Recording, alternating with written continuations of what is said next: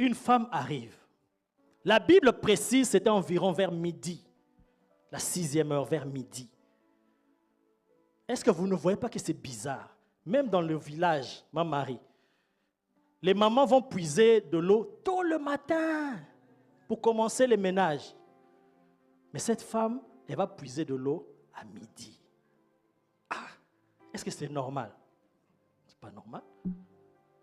Elle vient puiser l'eau à midi parce qu'elle avait rendez-vous avec le soleil de la justice. Aïe! Hey! Il y avait quelque chose qui devait se passer dans la vie de cette femme. Elle devait rencontrer celui que l'apôtre Paul a rencontré sur le chemin de Damas. Une lumière pour transformer sa vie et lui accorder quelque chose. Parce que c'est à midi que le soleil brille de toute sa force. Tout ça, c'était prophétique. Jésus, aïe, quel est cet homme? Ah, j'aime cet homme. Oh, je l'aime. J'aime cet homme. Quand Jésus a dit ça, ça devient sérieux pour cette femme. Parce que quand vous allez lire, même dans vos maisons, la Bible, elle a changé de langage. Elle dit maintenant Seigneur. Parce qu'elle a compris qu'elle était en face de quelqu'un d'étrange. Elle a déjà rencontré des hommes dans sa vie. Mais là, elle est en face d'un homme qui est différent. Un homme qui parle avec assurance comme ça. Un homme charismatique. Qui dégage quelque chose quand il parle. Elle a dit non, ça c'est pas un homme normal.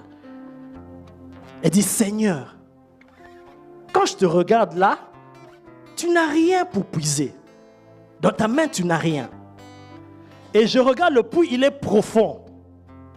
Maintenant, comment, dis-moi comment tu vas puiser l'eau qui est là, dans la profondeur, et tu vas me donner. En plus, Jésus lui a parlé de l'eau vive. Pas n'importe quelle eau. L'eau vive. Qui est différente de toutes les eaux qu'on peut boire. Oh my God. C'était deux personnes qui étaient en train d'échanger, mais qui n'étaient pas dans la même dimension. Mais Jésus, il savait ce qu'il faisait. Même si tu ne comprends pas ce que je suis en train de dire et faire, moi je sais quel travail Dieu m'a amené de faire par ce message. Cette femme dit, mais tu n'as rien. Comment est-ce que tu vas puiser de l'eau qui est profonde comme ça et de l'eau vive tu vas me donner?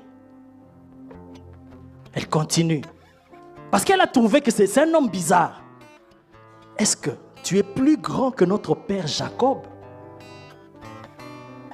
qui a bu lui-même dans ce puits, lui, ses fils et ses troupeaux? Toi, qui es-tu? Donc ça veut dire que tu es plus grand que Jacob. Encore une fois. Quelle maîtrise! Il n'est pas entré dans ces polémiques-là. Parce que la femme lui a bombardé des questions. Hein. Tu n'as rien. Comment tu vas puiser de l'eau? Le puits est profond. Comment tu vas faire? Et tu vas me donner l'eau vive. Où est-ce que tu auras ça? Donc, Siko, maintenant tu es... Siko. On va vraiment parler cela au ciel. On va parler ça au ciel. Le lingala.